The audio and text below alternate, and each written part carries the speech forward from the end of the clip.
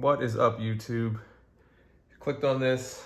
Yes, this is another of several Prodigy videos.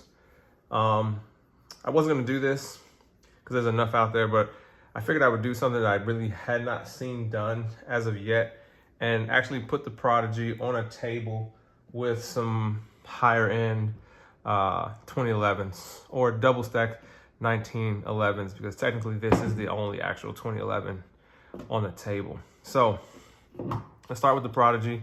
Let's do this for all you safety queens out there, right? Okay. This is the 5-inch version. I bought my Prodigy with the intention of it being a project gun. I bought it knowing that I was gonna send it off and have stuff done to it immediately. I've made and had built some custom 1911s, so I kind of know that these guns can have their issues, whether they're from a higher end manufacturer or middle of the road manufacturer. But Springfield has a pretty good track record with the 1911 platform.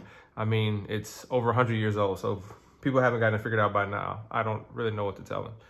So as soon as I got my Prodigy, I sent it off to Mark III MK3 Firearms out in Las Vegas, and they replaced the trigger. This is a Bull Armory trigger. I got an EGW, I think that's how I'm saying it right, an EGW ignition kit. So all the internals are different. The hammer's different. I immediately swapped out the 2-piece guide rod that was in it, and I'm gonna see if I can flip it over so you guys might be able to see it. This is a Dawson Precision guide rod. This is the same one that comes in the Staccato, so I have experience with these, so this is much better. And then I had it ported.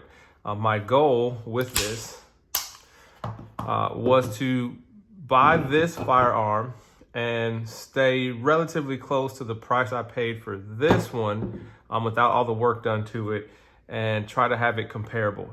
So as soon as I got it, I sent it off to Mark III. They sent it back to me. Kudos to them. They were one of the fastest turnarounds I've had with any kind of custom work on a gun, any kind of gunsmithing on a gun. I sent them some other bits and pieces that I wanted them to swap out. And they called me and they emailed me like, hey, we've got the gun all finished. And they said it themselves. They're like, it's not running as good as we would like it to run. So we want to swap out a couple of the springs that you sent us for different ones, for different weights, and see if that gets it running. I said, sure, go right ahead. They did that. It was in the mail within a few days, and here it sits. I have a few hundred rounds through it in its current configuration. I didn't shoot it at all bone stock. So I know some people may say, oh, well, that's not a fair advantage.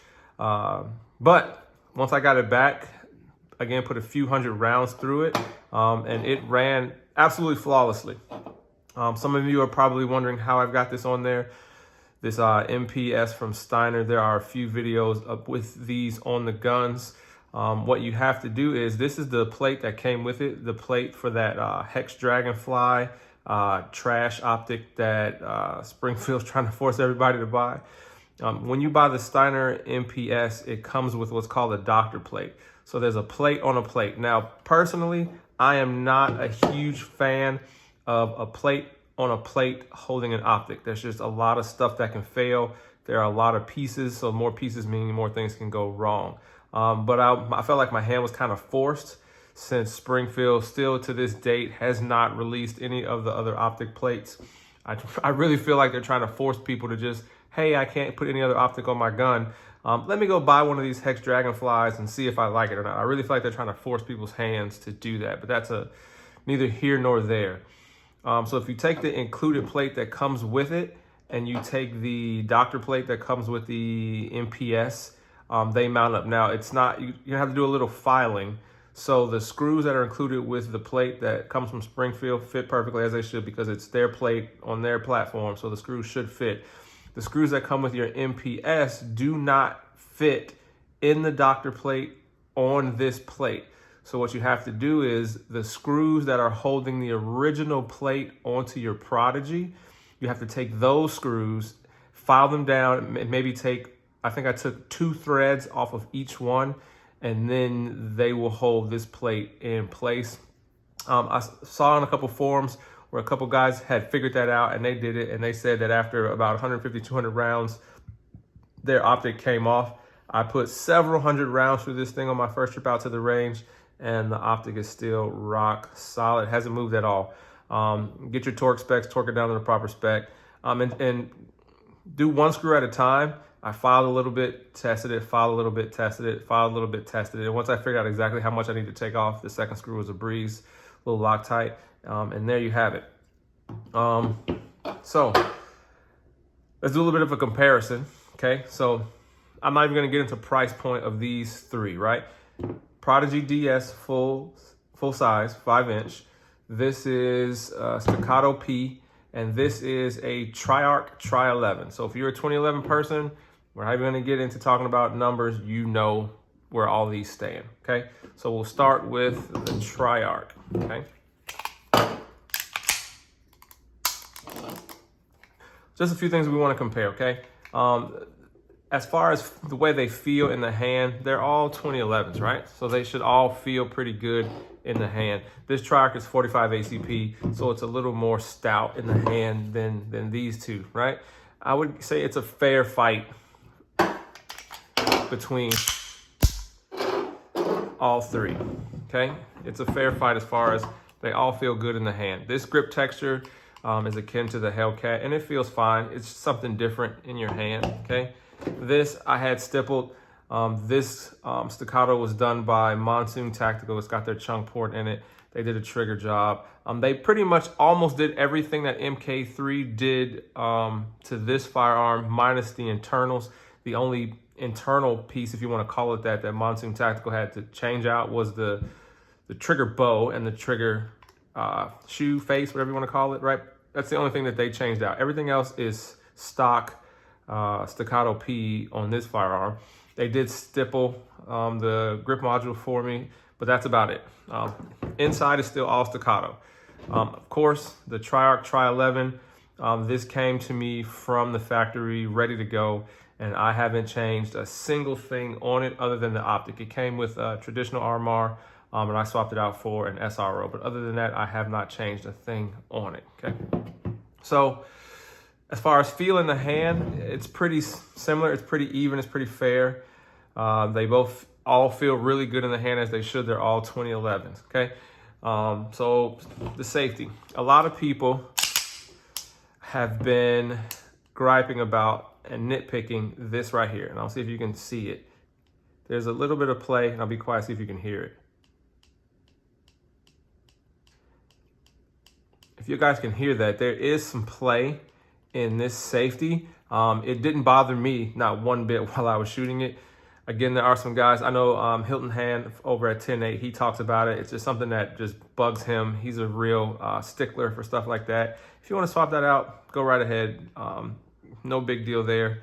The size of the safety is not an issue at all. Some people talk about that, and I don't think I'll change that because it doesn't bother me, not one bit. So we'll do a comparison, and I'll tell you why the size of this is better than one of these. My Triarc, you see that? Let's do a side-by-side comparison, okay?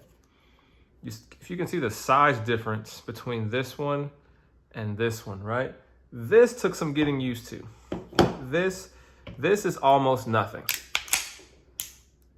This is barely anything at all. And I don't know what their thought process behind these super thin safeties is. They work fine. I mean, it gets the job done, but I was not a huge fan of the super thin safeties there. Again, this is not a hard thing to swap out. If you want to change these out, go right ahead. But as far as size, as far as having a platform, I would prefer something bigger than what came on the Triarc. I'm sure if you go to Triarc, you can have them put some larger ones on you because it is very a la carte. You can kind of tell them how you want your platform built, and they will do it for you. Excellent customer service over there as well. But it's rock solid. There's no play. There's no play whatsoever in the Triarc. Same goes for the Staccato. Rock solid, no play. And again, just to compare it to the Triarc, right? That's a lot more real estate than what came on the Triarc. And all of these manual safeties are factory the way they came, right? There's a lot more real estate, which I prefer, okay? Slide to frame feel. If you can see that, there's a little bit of play right there. I can wiggle it just a hair. Let me see if I can show you, if you guys can see it. There's absolutely a little bit of play. It's not bad, right? But there's a little bit of play. Slide to frame right there. The staccato, solid as a rock. Nothing. It's not moving at all. Slide to frame, fantastic. And as it should be on the Triarc, rock solid. Nothing at all. Now, surprisingly, and I did this last night, I was kind of comparing these last night, and that's really what made me make this video. Oh, bump my camera. Okay. Let's talk about the triggers. From MK3, and again, I only did a couple trigger pulls with the Prodigy when I got it, and it was as to be expected. Everything you've heard about the stock triggers on these from the factory, it felt that way, okay? And I'm probably gonna ruffle some feathers when I say this.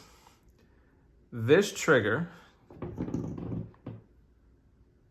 now, after MK3 has gotten their hands on it, is probably the best trigger of the three of these. So they actually have a video on their YouTube page of this exact gun, not another Prodigy, of this Prodigy. And he talks about how good the trigger is. And he actually messaged me and said, hey man, what do you think about the trigger? And he said it was one of the best triggers that he had done. And it is the lightest, and it is the crispest, most crisp, whatever. You guys understand what I'm saying? Between the three, shockingly. But again, it's been done by a gunsmith. So this is a Bull Armory trigger, okay? And I don't know if you guys can see how light that is, right? I barely touched it, right? They said it came in at 3 pounds, and there's a line right there. In their video, they say that there's no play whatsoever. There's a hair. When you're properly positioned on the gun, you got the gun in your hand, you're prepared to fire the gun, you do not feel that at all. This is just me putting forth the conscious effort to see if there's any play whatsoever in that trigger. And it's when you're preparing to shoot the gun, you don't feel that, not one bit, right? And 3 pounds. That is incredible.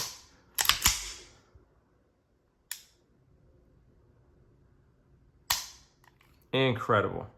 Probably one of the best that I have. It's got some vertical play a little bit, and no lateral play whatsoever. A little bit of vertical. Let's slide down so you guys can see. A little bit of vertical, no lateral play whatsoever. The Triarc, more lateral play and much more vertical play. Much more vertical play. This trigger has more play in it than this trigger. A little bit of take up, there's the wall.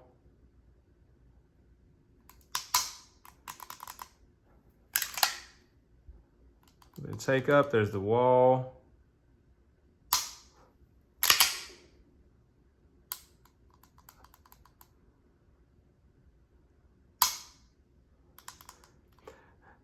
Really good trigger, fantastic, no complaints about it, but I can feel that when I shoot this gun, right? When I mount this gun, I can feel that little bit of take up, as you should. And it's just different. Here's the staccato, a little bit of lateral, a lot of vertical play right there, right? A lot of vertical play, a little bit of lateral, a lot of vertical, a little bit of take up, a little bit take up, take up, take up, take up.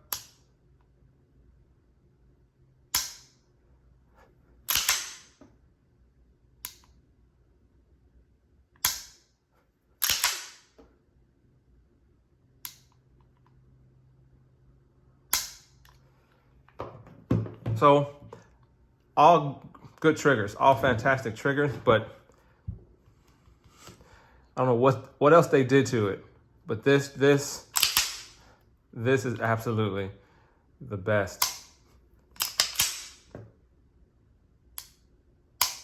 of the three of them, surprisingly. Thoroughly impressed with what MK3 did to my Prodigy. I will probably be sending them some other stuff. So a lot of people said that this is a good platform for you to get into if you want to get into one of these, but you don't want to spend the money for one of these. With everything I have spent in this gun, minus the light and the optic, I'm only a few $100s more than what it would cost you to get a stock Staccato. And that's exactly what I wanted to do. So I have now a 2011 double stack 1911 platform that's got the trigger that I want. It's reliable. It has not had a single malfunction. And speaking of malfunctions, I ran this with I think it's the 17, 20, and the 26 round Springfield mags, as well as some of the Staccato mags, and it ran fantastically. Didn't have a single issue. I ran out there with some regular, I think it was Federal. It might have been Federal PMC, whatever it was. The first 150 so rounds were all the same thing. And then after that, I actually have a bag that I keep for my range stuff that's just got like random 9mm, all kind of different grain weights, bullet shape from different manufacturers, all kind of stuff. So I was just putting random rounds with no kind of rhyme or reason to it in the following mags after the first 150 rounds, and it cycled everything. Again, I attribute a lot of that to the fact that this gun has been to a gunsmith, and they have done their magic on it. Now, there are some videos that say, hey, if you get your Springfield Prodigy and you just send it back to Springfield, they'll send it back to you pretty quick at no cost to you, and they'll get it up and running reliably, and you'll have a gun that works. My question is, well, if they can do that, why don't they just put out guns that work? But we are the Gen 1 people. We are the beta testers. They put out a new gun. So everyone who's buying this first batch, we're giving them a lot of information so that they can correct a lot of the issues with the second batch, hopefully, because I would imagine that Springfield will be making a lot of different variations of this. If you know Springfield, that's just kind of what they do. But a lot of people said that this gun is a good gun for people who want to get into these types of guns at a better price point. I kind of disagree with that because these Gen 1s have some issues. We've all seen that. There's a ton of videos out there about how to fix the issues that come with them. What I think would be a better choice if you want to get into this type of gun and you don't want to spend the money that it costs to get into one of these types of guns, there are some other options out there for you that are not 2011s, but will give you a similar dynamic. And I pulled one out the safe just to show you one of these. This is my 229 single action only Legion. And the reason I brought this one out as a comparison, because it's single action only. So cocked and locked, you have external safety, right? Drop the safety, take up, break. Short reset, break, right? The geometry on this is very similar to one of these, and you can get into something like this for about what you might spend on the Prodigy, but now you have a double stack, single action only, hammer fire, external safety, similar geometry platform that is going to be reliable out the box. So if you want to get into a double stack 1911 or 2011 type handgun and you don't want to spend the $2,000, $3,000, $4,000, $5,000, $6,000, $7,000, $8,000, $9,000, $10,000 that some of these things can cost, right? I would take a look at something like a 229 or a 226 in the single action only style. That way you get the same functionality. And you're gonna get the reliability out of this versus the problems that we know have come along with that. So again, I just wanted to throw my 2 cents out there and actually put this gun on the table with some of the guns that it's compared to and give you just a regular guy's opinion. I love all of these. This gun has run flawlessly, rain, mud, snow, heat, gotten trash in it, never had a single function issue with it. right? At the price point that this gun comes in at, I will tell you something that I have had problems with this gun is this optic plate. This optic plate has come loose from the factory, right? I gave it to a local gunsmith, and they put it back on for me, and it came loose again. Reached out to Triarc, and they told me some things to do to resecure it, and I've resecured it. I haven't had an issue with it since, but twice, once from the factory, this optic plate came loose from Triarc. Haven't had a single issue with the Staccato, and a few hundred rounds through the Springfield, haven't had a single issue. So I hope that helps someone, give someone some insight, a little bit of information that may not be out there, and a chance to see this platform on the table with its competitors, the pistols that it's claiming to be on par with. Hope that helps.